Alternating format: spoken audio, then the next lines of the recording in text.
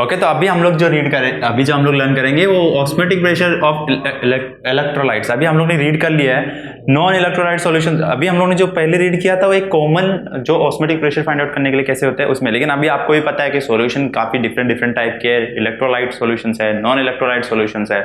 सो उनके अंदर electrolyte solutions में क्या होगा, क्या होता है ना, दे डिसोशिएट इनटू आयंस। पहले तो इलेक्ट्रोलाइट्स जो भी होते हैं, इलेक्ट्रोलाइट्स क्या है, इलेक्ट्रोलाइट्स मतलब जो अपने आप को डिसोशिएट करते हैं, जो ब्रेक हो जाते हैं। आपको याद है सोडियम क्लोराइड जिसके बारे में हम लोगों ने बोला था कि उसका आयनाइजेशन होता है, सोडियम अलग हो जाता है, क्लोरीन अलग हो जाता है। तो क्लोरीन में हमें माइनस चार्ज, सोडियम में प्लस चार्ज। तो ये हो गए आयंस। सोडियम एक कंपाउंड है, जब वो ब्रेक होगा दो चीज में बन जाएगा, उसको हम लोग बोलते हैं डिसोसिएशन। जो ये जो ब्रेक होता है और ये सेपरेट होता है इसको डिसोसिएशन बोला जाता है, जिसमें सोडियम और क्लोराइड अलग हो जाते हैं। क्या होता है ना, पहले आप नमक लेते हो, पानी में डालते हो, मिक्स करते हो तो सॉल्टी वाटर बन जाता है। सॉल्टी वाटर एक्चुअली क्या है, उसमें सोडियम और क्लोराइड इन दोनों के अलग अलग आयंस फॉर्म होते हैं। सो यही जो आयंस है पॉजिटिव और नेगेटिव चार्ज, इनको ये लोग बोला गया है, इन्होंने ये बोला है कि they dissociate into ions. Electrolytes will dissociate into ions. Electrolytes जो होंगे वो आयंस में डिसोशिएट होंगे। What will they do? They will increase the number of particles. There is an increase in the number of particles. Obviously, क्योंकि जब आपने डाला था तो वो एक मॉलिक्यूल था, राइट? ये एक मॉलिक्यूल था, ये ब्रेक हो गया दो पार्टिकल्स में, सोडियम और क्लोराइड में। इसलिए इन लोगों ने बोला है increased number of the particles ion form. अगर वो आयन में बन गए तो आयन जो पार्टिकल्स होते हैं ना वो इंक्रीज हो जाते हैं, और डेफिनेटली पार्टिकल्स इंक्रीज हो ही रहे आपके, क्योंकि पार्टिकल आपने एक डाला था जो कि आपको पता था सोडियम क्लोराइड, लेकिन वो दो पार्टिकल्स बन गए, तो यहाँ पे दो पार्टिकल आ गए, इसलिए उन्होंने बोला कि increase in the number. So increase osmotic pressure. Definitely अगर आपका नंबर ऑफ मॉलिक्यूल्स बढ़ रहा है, अगर हम लोग याद करते हैं ऑस्मोटिक जो हमारी कोलिगेशन प्रॉपर्टी थी, इसके अंदर क्या गला था, इन्होंने बोला था कि जैसे ये जो फिजिकल प्रॉपर्टी रहती है डिपेंड करती है कितने नंबर ऑफ मॉलिक्यूल्स है उसके अंदर। सो यहां पे अगर आपका नंबर्स बढ़ रहे हैं पार्टिकल्स के तो डेफिनेटली आपका ऑस्मोटिक प्रेशर भी बढ़ेगा। ऑस्मोटिक प्रेशर बढ़ेगा बिकॉज यहां पे आयंस क्या हो रहे हैं, डिसोशिएट होके नंबर ऑफ पार्टिकल्स बढ़ रहे हैं। अगर हम लोग एग्जांपल लेते हैं, sodium chloride ionize into the two ions each has the same effect of osmotic for the electrolyte pressure as a molecules.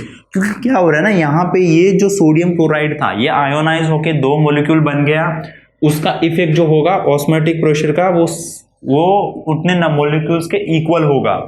सो अगर आप कंपेयर करोगे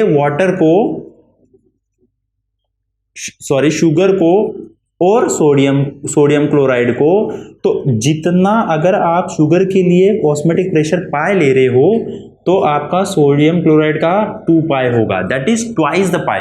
so twice pi will be the solution containing the same mole concentration of the non-ionized substance. Let's consider sugar. Sugar is a non-ionized substance and the sodium chloride is an ionized substance. So what we are doing, we are taking the pi twice the osmotic pressure of the sodium chloride than the sugar. So sugar का पाई 2 हो, sugar में अगर आप पाई लोगे तो आपको sodium chloride के अंदर पाई 2 लेना होगा। सो ये आपका ऑस्मोटिक प्रेशर रहेगा, बिकॉज वहां पे जो मोलर कॉन्सेंट्रेशन है वो भले ही यहाँ पे आपने शुगर के 2 मॉलिक्यूल्स लिए थे, सोडियम क्लोराइड के भी 2 लिए थे, लेकिन आपको भी पता है कि सोडियम क्लोराइड ब्रेक होके 2 बनने वाला है, तो यहाँ पे 2 + 2 हो जाएगा। सो ये आपका 0.4 या 0.2 हो जाएगा। सो ये जो डिफरेंस है ना, यही डिफरेंस उन लोगों ने बोला है कि ट्वाइस आप लोगे molar concentration of the non ionised substance. अभी यहाँ पे एग्जांपल के तौर पे आप ले सकते हो K2SO4 which will be the 3 times of the, क्योंकि क्या होता है ना, ये K2SO4 जो है वो 3 बार ब्रेक होगा, 3 आयोनाइज्ड सब्सटेंस आपको मिलेंगे, एक K2 का मिल जाएगा, साथ में SO4 का मिल जाएगा। SO के अंदर आपको सल्फर भी और ऑक्सीजन भी है। तो यहाँ पे क्या हो रहा है ना, एक तो यहाँ पे आपको क्लोरीन एक तो यहाँ पे आपको पोटेशियम का आयन मिलेगा, सल्फर का आयन मिलेगा, ऑक्सीजन का आयन मिलेगा, तो ऐसे करके 3 आयन फॉर्म हो रहे हैं और तीनों का आपको 3 टाइम्स पाई लेना पड़ेगा। और वही अगर आप FeCl लोगे, that is your ion chloride को लोगे तो आपको 4 टाइम्स लेना पड़ेगा। सो ये एक डिफरेंस जो है ये आयनाइज्ड और नॉन आयनाइज्ड सब्सटेंस के बीच में आता है। तो ऑस्मोटिक प्रेशर जो है वो आप उसके अंदर कौन सा सॉल्यूट डाल रहे हो, उस सॉल्यूट के ऊपर डिपेंड करेगा कि आप ऑस्मोटिक प्रेशर कैसे कैलकुलेट करोगे। इसके अंदर मैं आपको एक और बताता हूं, इसका जो इसीलिए जब भी हम लोग नॉन जो इलेक्ट्रोलाइट सब्सटेंस लेते हैं ना, उसके लिए उसने इक्वेशन को भी चेंज किया।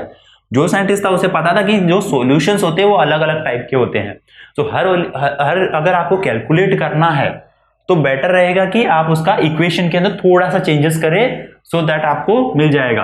अभी देखो pi into the volume equal to the INRT। यहां पे आई उसने लिया है डिसोशिएशन फैक्टर।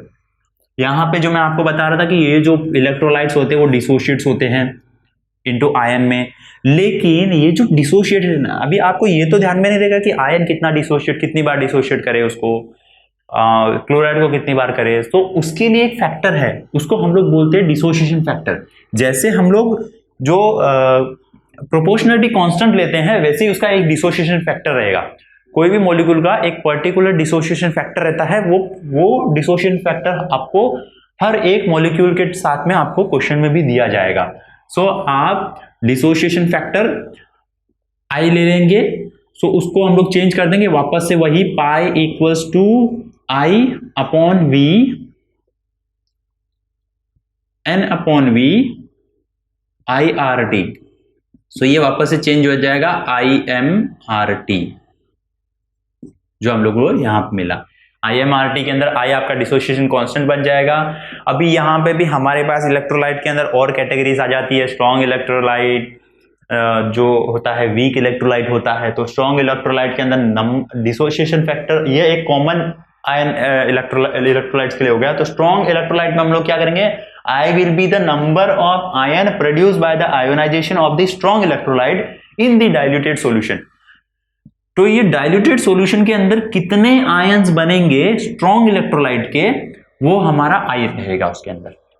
वहीं पे हम लोग वीक इलेक्ट्रोलाइट्स के लिए क्या लेंगे, वीक इलेक्ट्रोलाइट के लिए क्या होगा कि number of particles divided into the initial on before ionization. Weak electrolytes के अंदर कितने पार्टिकल्स तैयार हुए जब हम लोग ने उसको इनिशिएट किया था। ये हमारा आई जो रहेगा डिफरेंट रहेगा स्ट्रॉन्ग इलेक्ट्रोलाइट के लिए। और ये जो आई का जब वैल्यू आप बताओगे ना कभी भी, तो क्वेश्चन अच्छे से रीड करना कि उसमें क्या दिया गया है, उसमें क्या बोला है। स्ट्रॉन्ग इलेक्ट्रोलाइट के लिए उनको इक्वेशन चाहिए, या वीक इलेक्ट्रोलाइट के लिए चाहिए, या नॉन इलेक्ट्रोलाइट के लिए। अब मुझे बताओ, अगर आप नॉन इलेक्ट्रोलाइट बोल रहे हो तो वहां पे आई की वैल्यू कितनी होगी, आई की वैल्यू कितनी होनी चाहिए, डेफिनेटली 1 होगी। हम लोग 1 ही लेंगे आयन, क्योंकि उसके अंदर क्या होता है, नॉन इलेक्ट्रोलाइट है तो उसके अंदर डिसोसिएशन होगा ही नहीं। शुगर मॉलिक्यूल जो है वो दो चीज में कभी डिवाइड नहीं होगा, वो एक ही मॉलिक्यूल है। इसलिए उसके अंदर हमें पॉजिटिव आयंस और नेगेटिव आयंस नहीं मिलते। शुगर अगर ब्रेक होता है, सुक्रोज बोलेंगे इन शॉर्ट, अगर जैसे आप उसका केमिकल नेम लेना चाहे तो शुगर को हम लोग सुक्रोज बोलते हैं। तो सुक्रोज ब्रेक होकर हमें 2 मॉलिक्यूल्स 2 आयन नहीं देगा, 2 पार्टिकल्स नहीं देने वाला है।